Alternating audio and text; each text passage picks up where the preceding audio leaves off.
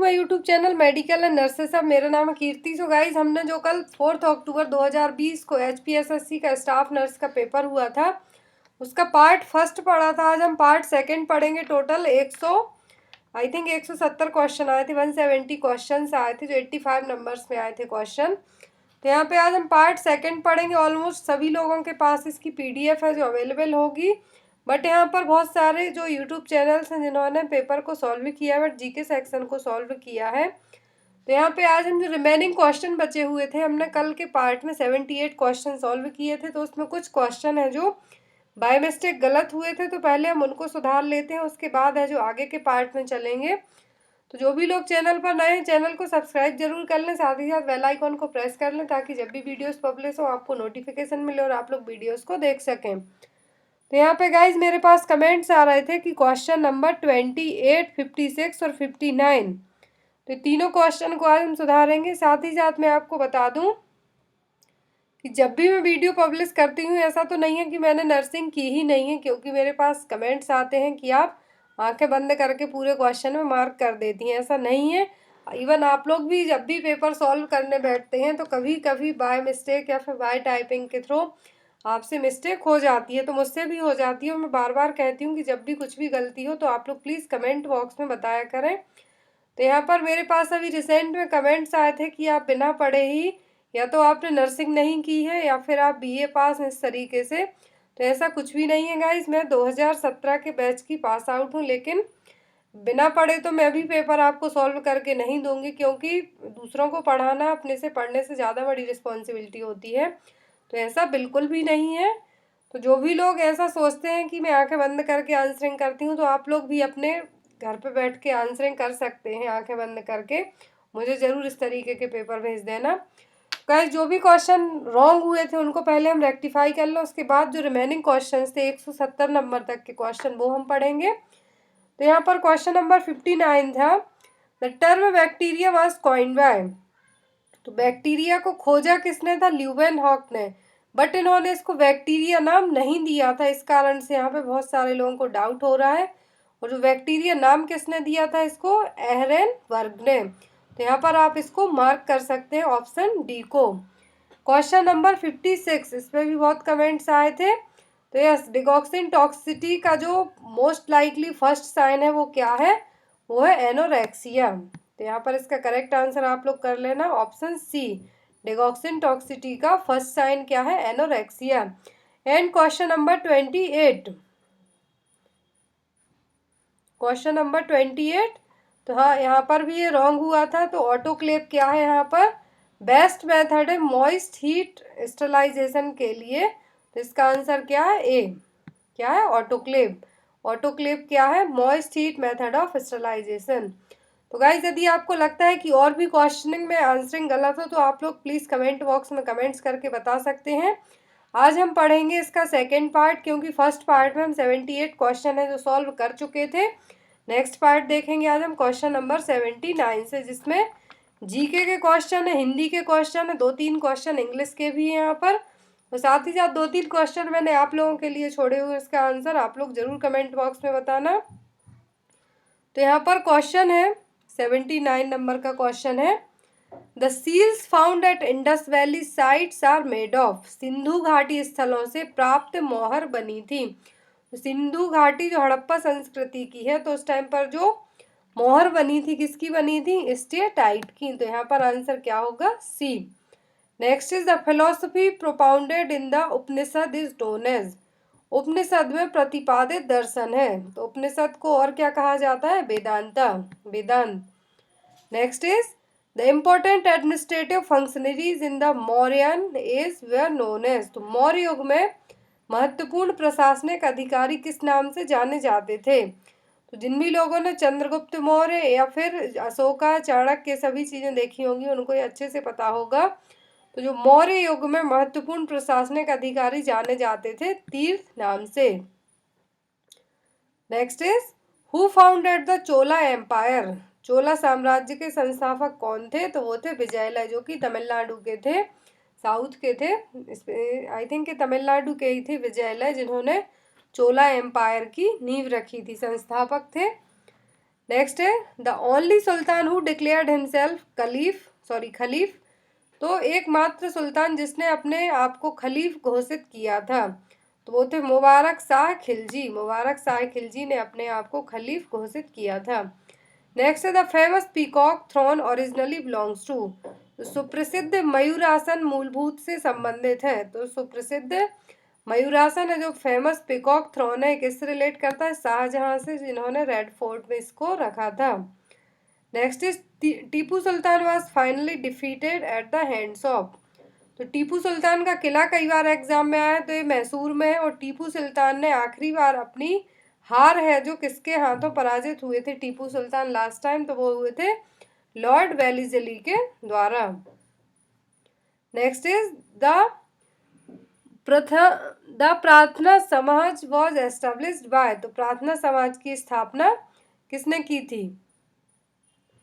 तो प्रार्थना समाज की स्थापना की थी आत्माराम पांडुरंगा ने। एक पेशे से, प्रोफेशन से क्या थे? डॉक्टर थे, जिन्होंने प्रार्थना समाज की स्थापना की थी। Next is block mountains have originated as a result of. तो ब्लॉक माउंटेन है किसके परिणाम स्वरूप बने हैं? तो ये बने हैं फॉल्टिंग के द्वारा। Next is the horizontal movement of air is called. तो हवा की जो क्षैतिज चाल है वो क्या कहलाती है? ऑप्शन है wind, jet stream, air mass, pressure belt. तो हॉरिजॉन्टल मूवमेंट एयर का वो कहलाता है वाइंड, पवन। Next is the largest island in the Indian Ocean is. Hind महासागर में सबसे बड़ा द्वीप कौन सा है? तो वो है माडागास्कर। यहाँ पर इस क्वेश्चन पेपर की एक खासियत ये है उन लोगों के लिए जिनको इंग्लिश में थोड़ी बहुत प्रॉब्लम होती है। तो यहाँ पर क्वेश्चन स्पेशली जो जीके के क्वेश्चन होते हैं तो यहाँ पर हिंदी इंग्लिश दोनों लैंग्वेज में क्वेश्चन है। इवन नर्सिंग वाला सेक्शन भी, बस यहाँ पर जो हिंदी के क्वेश्चन है वो हिंदी में ही और इंग्लिश वाले सेक्शन के इंग्लिश में। Next is which is not a green house gas. इनमें से ग्रीन हाउस गैस कौन सी नहीं है? मीथेन, कार्बन डाइऑक्साइड, क्लोरोफ्लोरोकार्बन और CFC और नाइट्रोजन। तो मीथेन, CO2, क्लोरोफ्लोरोकार्बन और N2O होती है जो ग्रीन हाउस गैस है। बट यहाँ पर ओनली नाइट्रोजन दिया है तो इसका आंसर क्या होगा? D. Next is which of the following is structurally the most stable region. तो यदि संरचनात्मक तौर पर बात की जाए तो कौन सा क्षेत्र है जो सबसे स्थायी क्षेत्र है? तो वो है द डेक्कन प्लेटो, दक्षिण के पठार। Next question, on which river are the marble falls located. किस नदी पर संगमरमर प्रपात अवस्थित है? तो जो संगमरमर प्रपात है किस नदी पर है? ये है नर्मदा नदी पर। Next is a body falling freely under the action of gravity has. गुरुत्वाकर्षण के प्रभाव के भीतर मुक्त पतन पिंड होता है। तो क्या होता है? उसका जो वेट है उस पर किसी भी तरीके का इफेक्ट नहीं पड़ेगा। Next is the friction in a flowing fluid is called. प्रवाहित तरल में घर्षण क्या कहलाता है? डेंसिटी, सरफेस टेंशन, विस्कोसिटी या फिर नन ऑफ दी अबव। तो जो प्रवाहित तरल है, फ्रिक्शन है फ्लोइंग फ्लूइड में, वो क्या कहलाता है? विस्कोसिटी, श्यानता। Next is water is a. तो वाटर क्या है? Liner compound, polar compound, non polar compound या फिर इलेक्ट्रोवैलेंट कंपोनेंट।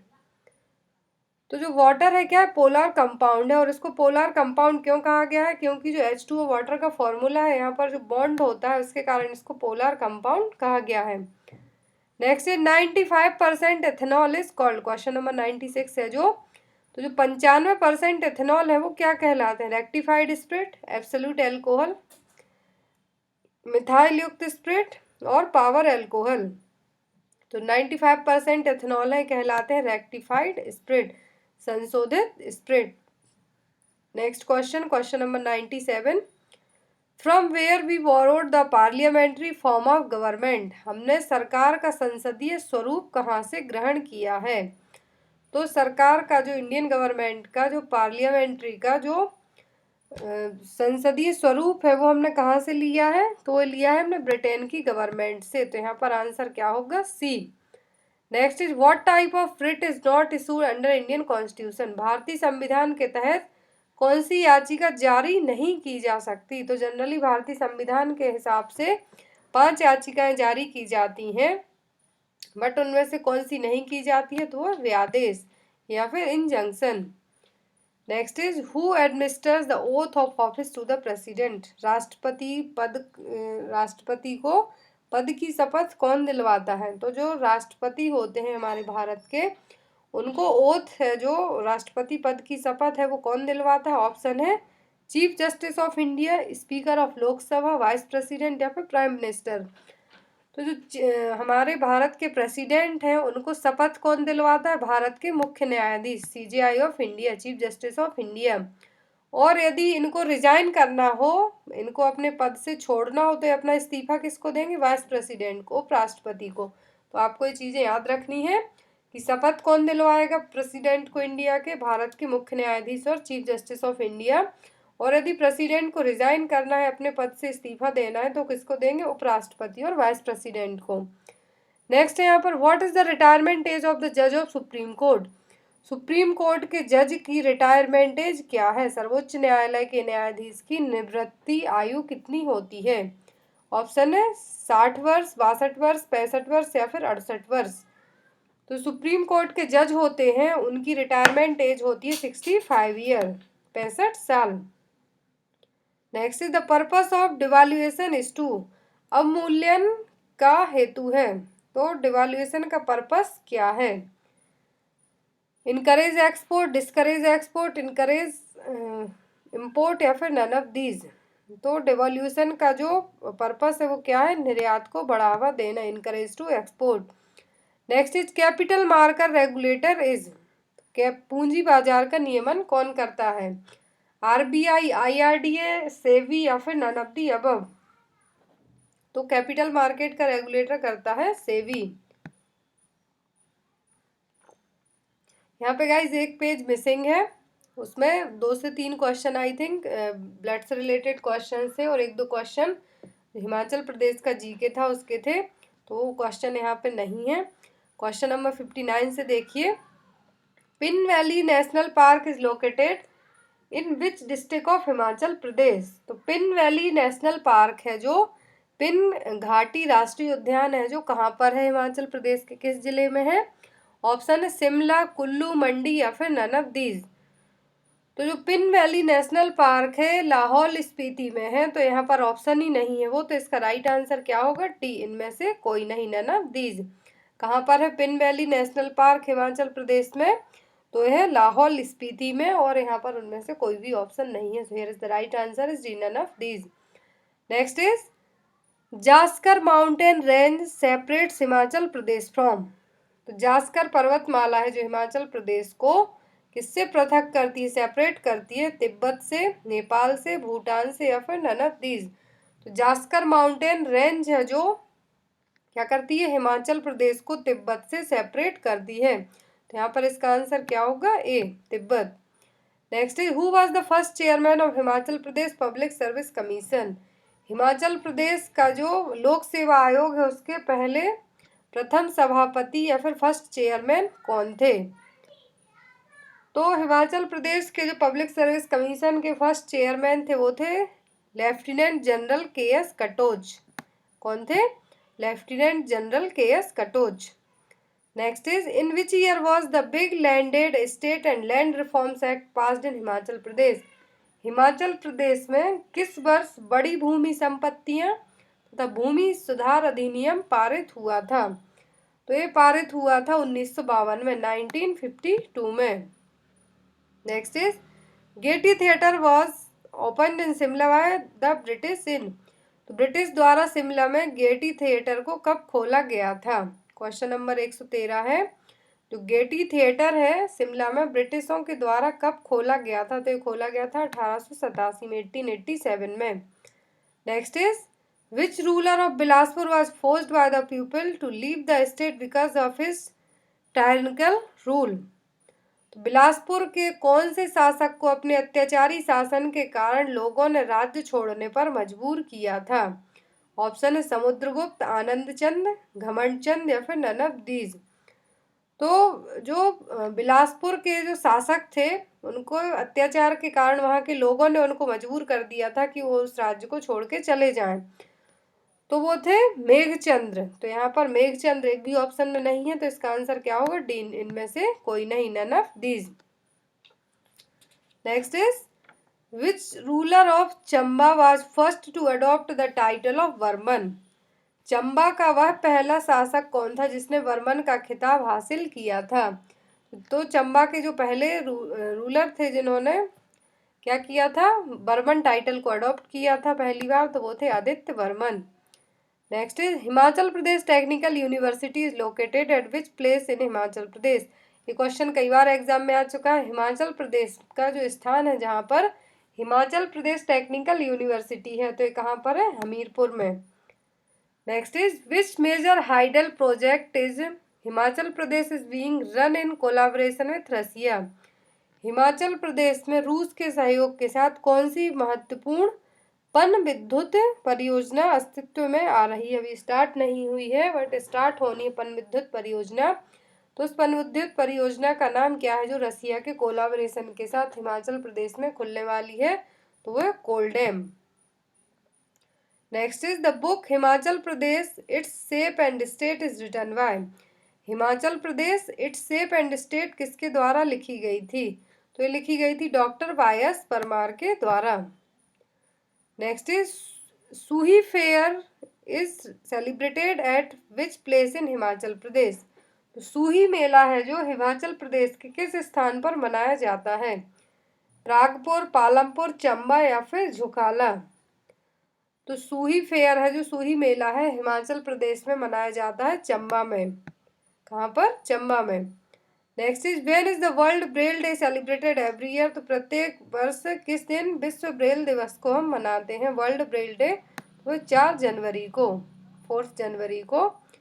नेक्स्ट है यहाँ पर which state has recently launched a helpline for women called Damini. तो दामिनी नाम का एक हेल्पलाइन नंबर रिलीज किया था रिसेंट में ही। तो ये किसने रिलीज किया था? ये किया था हेल्पलाइन नंबर यूपी सरकार ने। नेक्स्ट है Sunita Lakra who announced retirement recently is a famous Indian player of which sport. Recent में ही सुनीता लाकड़ा जिसने अपनी निवृत्ति और रिटायरमेंट की घोषणा की थी वह एक प्रसिद्ध भारतीय खिलाड़ी हैं। किसकी? ऑप्शन है यहाँ पर टेनिस, बैडमिंटन, हॉकी या फिर क्रिकेट। तो जो सुनीता लाकड़ा है फेमस हॉकी प्लेयर हैं जिन्होंने रिसेंट में अपने रिटायरमेंट की घोषणा की है। नेक्स्ट है यहाँ पर इंग्लिश के 2-3 क्वेश्चन है।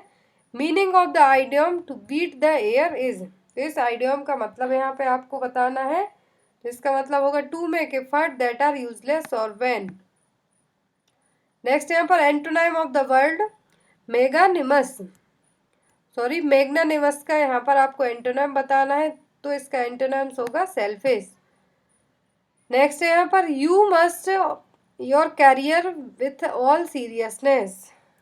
तो यहाँ पर इसका राइट आंसर है जो क्या होगा? इसका आंसर आप लोग कमेंट बॉक्स में बताना। Question number 25। नेक्स्ट चरित्र का विशेषण क्या है? तो चरित्र का विशेषण होता है चरित्रता। नेक्स्ट उपवन का पर्यायवाची है तो उपवन को और क्या नाम दे सकते हैं हम? ऑप्शन है वाटिका, आरोहण, निर्जन या फिर मृदु।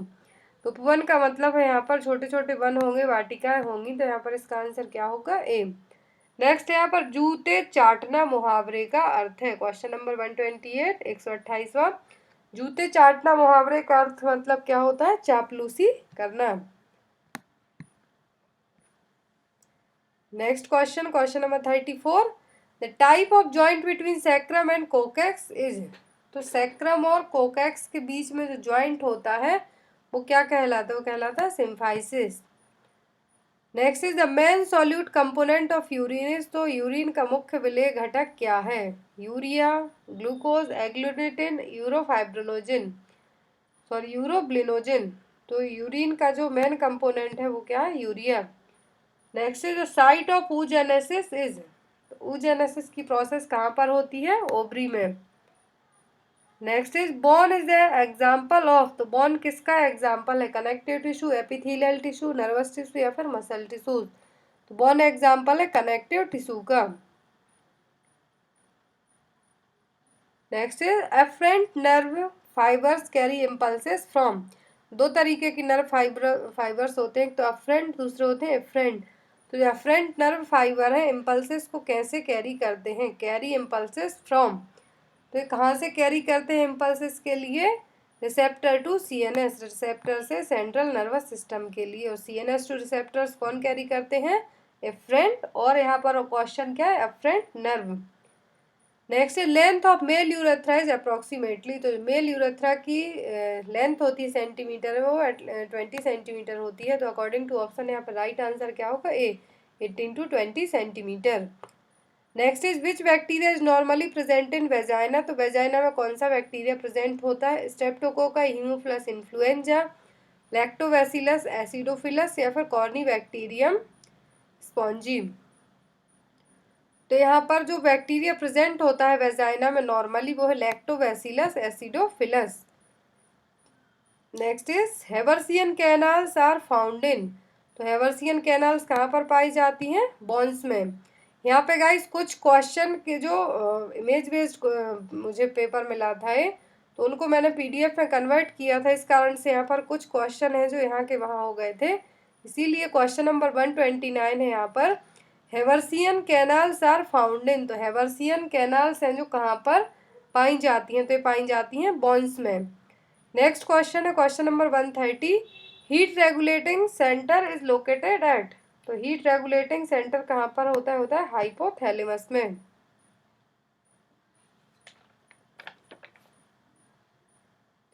Next is mitral cells are present in. तो मिट्रल सेल्स कहाँ पर होती हैं? होती हैं ऑल्फैक्टरी ट्रैक्ट में। कहाँ पर होती हैं? ऑल्फैक्टरी ट्रैक्ट में। Next is sensitive pigmented layer of I is. तो आईज की जो सेंसिटिव पिगमेंटेड लेयर है वो क्या है? कॉर्निया, रेटिना, स्क्लेरोटिक या फिर आइरिस। तो सेंसिटिव पिगमेंटेड लेयर है आँखों की, वो क्या है? वो है retina. Next is the Nissl's granules of nerve cells are made up of. तो निसेल्स ग्रेन्यूल नर्व सेल्स के किसके बने हुए होते हैं? डीएनए, आरएनए, राइबोसोम या फिर प्रोटीन। तो ये बने होते हैं राइबोसोम्स के। Next question, question number 141, blood groups were first discovered by. तो ब्लड ग्रुप की पहली खोज किसने की थी? कार्ल लैंडस्टीनर ने। नेक्स्ट यहाँ पर विच of the following arteries primarily feeds the anterior wall of the heart. तो यहाँ पर क्वेश्चन है निम्नलिखित में से कौन सी आर्टरी है जो प्राथमिक रूप से हृदय की अग्रवर्ती भित्ति को पोषित करती है? Anterior wall of the heart को ब्लड की सप्लाई कौन करता है? तो वह left anterior descending artery. Next is the term respiration refers to. तो रेस्पिरेशन का मतलब जो मेनली होता है oxygen utilization within the cells. But यहाँ पर जो ऑप्शन दिए हुए हैं इसके हिसाब से जो आंसर क्या होगा? D. Next is which of the statement by the client to the nurse indicate a risk factor for coronary artery disease. यहाँ पर एक पेशेंट है जो अपना स्टेटमेंट दे रहा है, उस हिसाब से नर्स के लिए क्या इंडिकेशन मिल रहे हैं रिस्क फैक्टर्स के लिए जो cardiac disease, coronary artery disease के लिए हो सकते हैं? ऑप्शन है I exercise every other day, my father died of myasthenia gravis, my cholesterol is 180, I smoke 1.5 packs of cigarette per day. तो यहाँ पर एक्सरसाइज भी सही चीज़ है, फादर डाइड हुए माइस्थेनिया ग्रेविस से, कोलेस्ट्रॉल नॉर्मल है 180 है। तो यहाँ पर जो कोरोनरी आर्टरी डिसीज के लिए रिस्क फैक्टर होगा वो क्या होगा कि मैं 1.5 पैकेट सिगरेट पर डे पीता हूँ। Next is which complication of cardiac catheterization should the nurse monitor for in the initial 24 hour after the procedure. तो कार्डियक कैथेटराइजेशन के बाद नर्स को 24 घंटे तक क्या मॉनिटर करना होगा? तो नर्स के लिए थ्रोम्बस फॉर्मेशन को मॉनिटर करना होगा। Next is nurse is performing a neurological assessment on a client posterior right cerebrovascular accident. एक तरीके का स्ट्रोक है। Which finding is observed by the nurse would warrant immediate attention. तो एक पेशेंट है, इसको पोस्टीरियर राइट सेरिब्रोवैस्कुलर एक्सीडेंट की condition हुई है, उसका न्यूरोलॉजिकल असेसमेंट किया जाना है। तो एक नर्स है जो इमीडिएट एक्शन क्या लेगी? Decrease in the level of consciousness, loss of bladder control, altered sensation to stimuli या फिर इमोशनली लायबिलिटी। तो इसका आंसर आप लोग कमेंट बॉक्स में बताना। मैंने आपको स्टार्टिंग में ही कहा था 2 से 3 क्वेश्चन आप लोगों के लिए भी छोड़े जाएंगे। Question number 146। Next is which drug is used in the treatment of hyperthyroidism. Hyperthyroidism के लिए ट्रीटमेंट में कौन सी मेडिसिन है जो यूज़ की जाएगी, लिवोथायरोक्सिन, थायरोग्लोबुलिन, ल्यूगोल सोल्यूशन या फिर कैल्सीटोनिन ह्यूमन। तो यहाँ पर जो हाइपरथायराइडिज्म में ट्रीटमेंट के लिए पूछा है तो वो calcitonin human. Next is a nurse enters a client's room to discover that the client has no pulse and respiration. After calling for help the first action the nurse should take is. एक nurse room में आई है, उसने देखा कि patient की ना तो पल्स है ना रेस्पिरेशन है। आफ्टर हेल्प को बुलाने के बाद है जो फर्स्ट एक्शन क्या लेगी, start a peripheral IV, initiate closed chest massage, establish an airway और ऑब्टेन द क्रैश चार्ट। यहाँ पर वो क्या करेगी, initiate closed chest massage. Next यहाँ पर Kussmaul breathing is associated with, तो कुस्मॉल ब्रीदिंग है जो जनरली एसिडोसिस के पेशेंट में देखने को मिलती है। तो यहाँ पर इसका राइट आंसर क्या होगा, बी, डायबिटिक कीटो एसिडोसिस में लेबरिंग ब्रीदिंग होती है, ब्रीदिंग करने बहुत ज़्यादा प्रेशर लगाना पड़ता है, लेबर्ड ब्रीदिंग भी जिसको हम कहते हैं। किसमें देखने को मिले कि डायबिटिक कीटो एसिडोसिस के पेशेंट में। नेक्स्ट यहाँ पर फ्यूक्रोमोसाइटोमा किससे रिलेट करता है, इज एसोसिएटेड विथ, तो ये एड्रिनल ग्लैंड से रिलेट करता हुआ है। नेक्स्ट यहाँ पर Webster test is done to diagnose, तो वेबस्टर टेस्ट का यूज किया जाता है हियरिंग लॉस के लिए। नेक्स्ट यहाँ पर nurse patient ratio on ICU should be, तो नर्स पेशेंट का आईसीयू में रेशियो क्या होता है, 1/1। Next is complication of myocardial infarction include, तो मायोकार्डियल इन्फार्क्शन के जो कॉम्प्लिकेशन है वो क्या है, all of the above. Next is fracture within the last inch of the distal radius is known as, distal radius के last पर जो फ्रैक्चर होता है वो क्या कहलाता है, वो कहलाता है Colles fracture. Next is which of the following alimentary canal is the most common location for Crohn's disease, तो क्रॉन्स डिसीज में क्या होता है, जो कोलॉन है वो सबसे ज़्यादा अफेक्टेड होती है, बट टर्मिनल इलियम जो लास्ट पार्ट है इलियम का वहाँ पर है जो क्रॉन्स डिसीज सबसे ज़्यादा अफेक्ट करती है। इसका राइट आंसर क्या होगा, डी, टर्मिनल इलियम। नेक्स्ट यहाँ पर preparation of the client for occult blood examination is, यदि ऑक्युल्ट ब्लड एग्जामिनेशन किया जाना है पेशेंट का तो उसके लिए क्या प्रिपरेशन करेंगे, fluid intake limited only to 1 litre per day, NPO for 12 hour prior to obtaining a specimen, increase fluid intake, meatless diet for 48 hour prior to obtaining of specimen.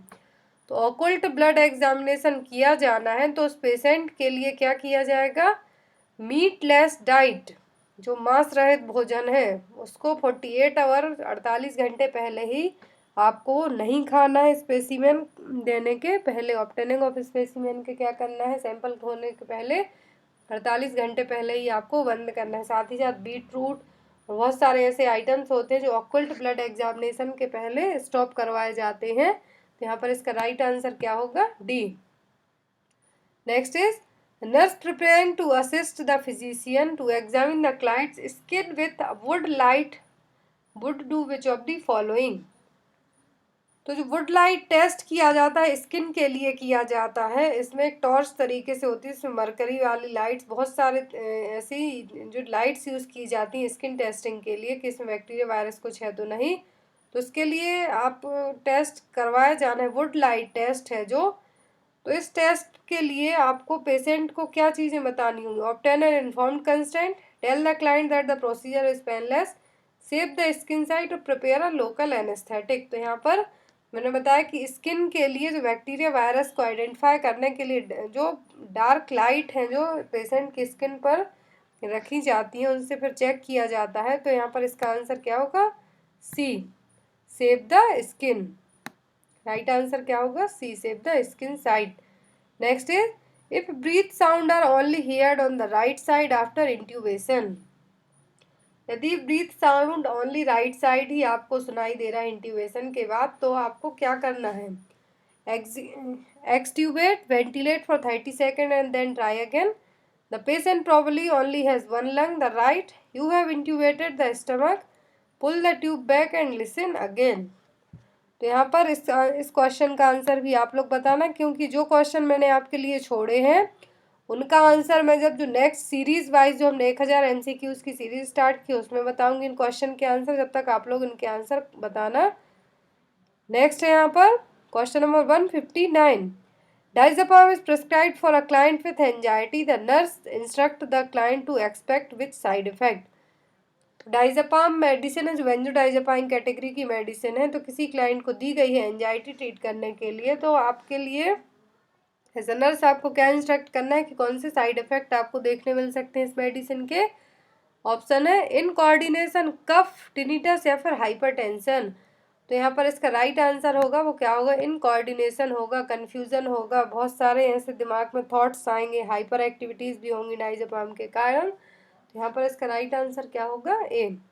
Next यहाँ पर spinal anaesthesia is given at. तो spinal anaesthesia की जो site है, waste site, वो क्या है, L3 L4। Next is question number 161, what is the odynophagia. Odynophagia का मतलब क्या है, difficulty in swallowing, pain during swallowing, unable to swallow या फिर रिगर्जिटेशन। तो ऑर्डिनोफेजिया का मतलब होता है पेन ड्यूरिंग स्वॉलोइंग, खाने पीने के टाइम पे क्या होना, दर्द होना, निगलते समय दर्द। नेक्स्ट यहाँ पर which hereditary disease most closely link to aneurysm. Aneurysm से जुड़ी हुई जो most likely linked disease, hereditary disease, वो क्या है, तो है Marfan syndrome. Next is sympathetic nervous system induce. Sympathetic nervous क्या इंड्यूस करता है, secretion of digestive juice, increase heart rate, secretion of saliva और D all of the above. Sympathetic nervous system क्या करता है, हार्ट रेट बढ़ाता है, respiratory rate को बढ़ाता है। तो यहाँ पर इसका आंसर क्या होगा, B.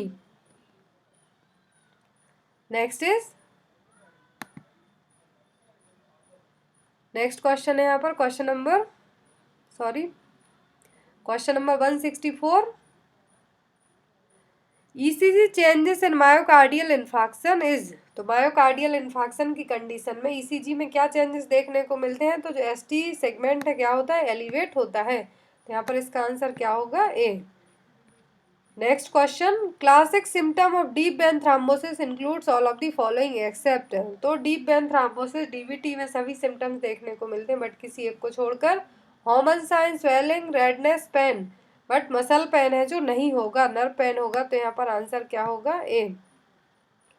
Next is how a nurse will teach breathing exercise for patient with chronic bronchitis. तो क्रोनिक ब्रोंकाइटिस के पेशेंट में नर्स है जो कौन सी एक्सरसाइज, ब्रीदिंग एक्सरसाइज बताएगी। Use chest breathing, use diaphragmatic breathing, use open mouth breathing या फिर यूज डीप इनहेलेशन ब्रीदिंग।